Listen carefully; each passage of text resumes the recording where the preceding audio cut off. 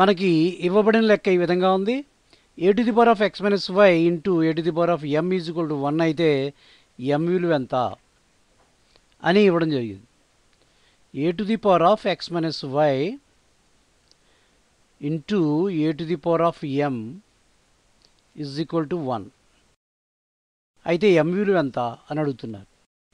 This is in the form of a to the power of m into a to the power of n. ఇది ఏ రూపంలో ఉంది? A to the power of m into a to the power of n రూపంలో ఉంది. ఇలా ఉంటే మనం ఏం చేస్తాం? A to the power of into ఉంది కాబట్టి ఎం ప్లస్ ఎన్ అని రాస్తాం. ఇది ప్రిన్సిపల్. ఈ ప్రిన్సిపల్ ప్రకారం దీన్ని రాయాలి మనం. అంటే a to the power of x minus y మధ్యలో ఇంటూ ఉంది కాబట్టి ప్లస్ రాసి ఎం రాయాలి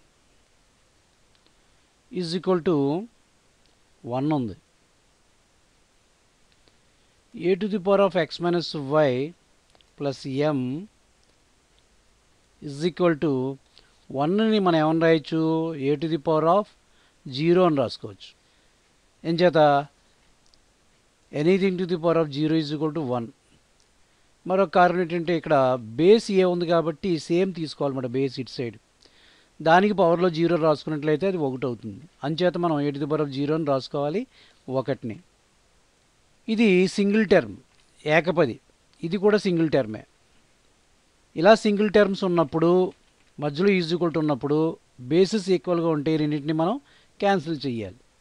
X minus y plus m is equal to ఇంకేం మిగిలింది? 0 మిగిలింది. మనకు కావాల్సింది ఎం విలువ. ఎం విలువ కావాలి మనకి. ఈ ప్లస్ ఎం ఇలా ఉంచుదాం. దట్ ఈజ్ ఈక్వల్ టు ఇది ప్లస్ ఎక్స్. ఈ ప్లస్ ఎక్స్ కుడివైపు వెళ్తే మైనస్ ఎక్స్ అవుతుంది. ఈ మైనస్ వై కుడివైపు వెళ్తే ప్లస్ వై అవుతుంది. Therefore M is equal to దీని ఏమని రాసుకోవచ్చు? ఇలా వదిలేయచ్చు, లేదా ప్లస్ వై అంటే వై అని రాసుకోవచ్చు, పక్కనే మైనస్ ఎక్స్ అని రాయొచ్చు. M is equal to y minus x అనేది ఆన్సర్. కాబట్టి మనకి a to the power of x minus y into a to the power of m is equal to 1 అయినప్పుడు ఎం విలువ మనకి ఎంత వచ్చింది? వై మైనస్ ఎక్స్ వచ్చింది. ఈ లెక్కన మనం ఈ విధంగా అర్థం చేసుకోవాలి.